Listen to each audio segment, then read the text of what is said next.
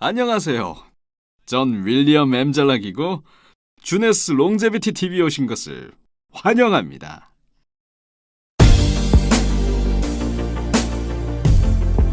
Jeunesse. We are redefining youth.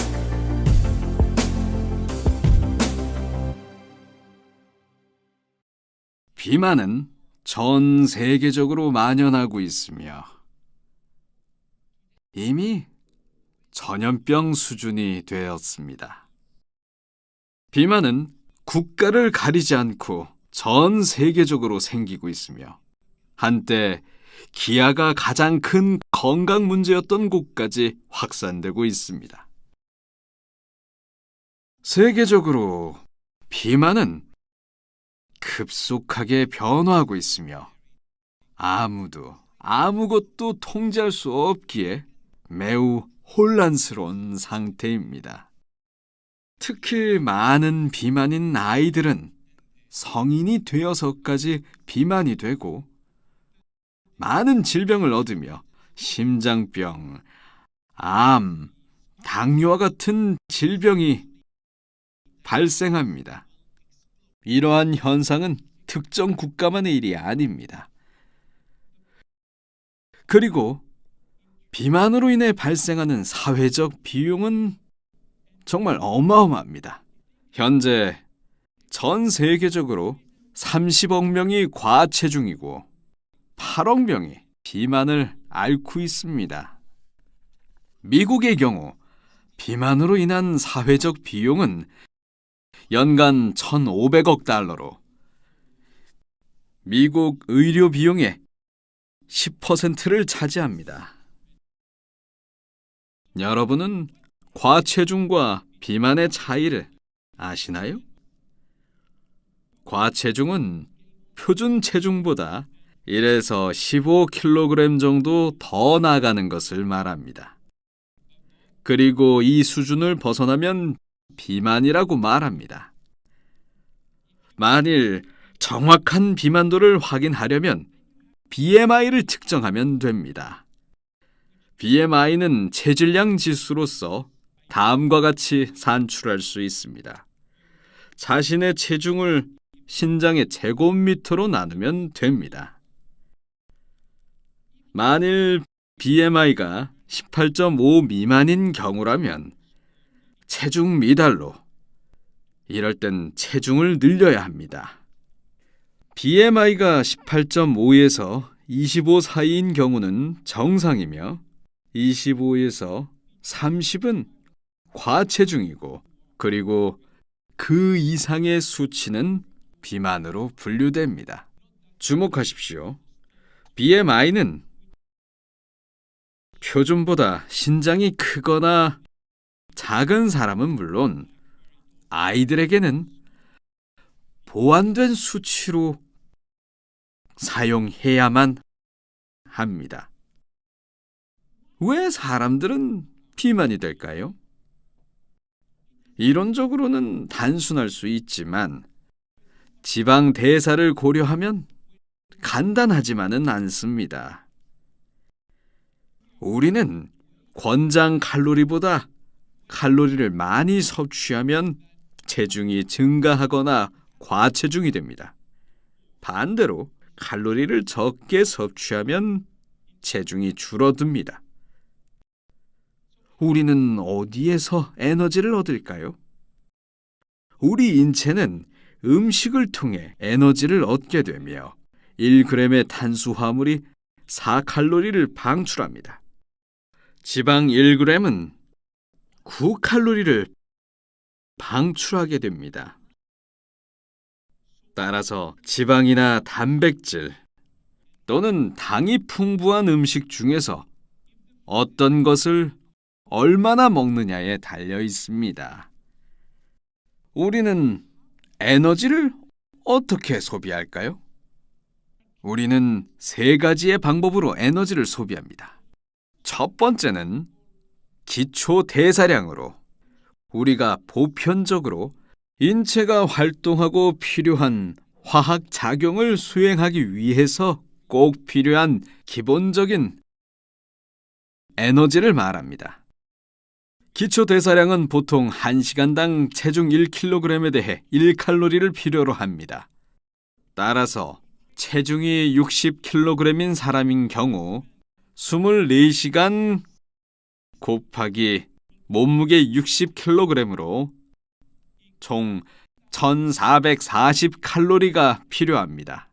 이러한 인체 기능은 조절이 불가능합니다. 두 번째는 더위 또는 추위를 견디는 데 사용하는 에너지입니다. 이러한 에너지 소비는 더위나 추위로부터 인체를 보호하는 방식에 따라 다릅니다. 이러한 열 발생 메커니즘도 우리가 통제할 수 없습니다. 세 번째는 인체를 움직이는 데 필요한 에너지로서 우리가 통제할 수 있습니다. 즉, 신체 활동이 우리 몸의 에너지를 통제할 수 있는 유일한 방법입니다. 잠시 후에 체중을 늘리거나 줄이는 방법이 다양한 요소에 의해 영향을 받으며 특히 일련의 호르몬을 통한 지방 대사에 의해 영향을 받는다는 사실을 알게 될 것입니다. 왜 비만이 만연하는 것일까요? 이 질문에 답하려면 2만 년 전으로 거슬러 올라가야 합니다. 놀랍게도 우리의 유전자는 지난 2만 년 동안 변하지 않았습니다. 과거에는 인간이 살기가 매우 어려웠습니다. 식량을 구하는 것이 어려웠죠. 식량을 구하기 쉽지 않았고 그마저 봄이나 여름에만 집중됐습니다. 나머지 시간은 배고픔을 견뎌야 했죠. 우리의 유전자는 이러한 풍요와 결핍의 시간에 적응해야 했으며 에너지를 인체에 저장하기 위해서 지방세포가 형성됐습니다. 이 지방세포는 지방, 탄수화물, 단백질 등 모든 종류의 에너지를 통해서 저장할 수 있습니다. 그리고 자기 부피의 50배까지 증가해 중성지방 형태로 에너지를 보존합니다. 음식 확보에 대한 불확실성 때문에 우리의 유전자는 저장 모드를 활성화시키게 되었고 우리가 음식을 먹을 때마다 음식에서 나오는 에너지는 저장 공간에 저장되는 것입니다. 그렇다면 2만 년이 흐른 지금은 어떨까요? 우리의 유전자는 여전히 에너지를 저장하는 모드를 작동시키고 있지만 현재는 영양의 부족함이 없죠.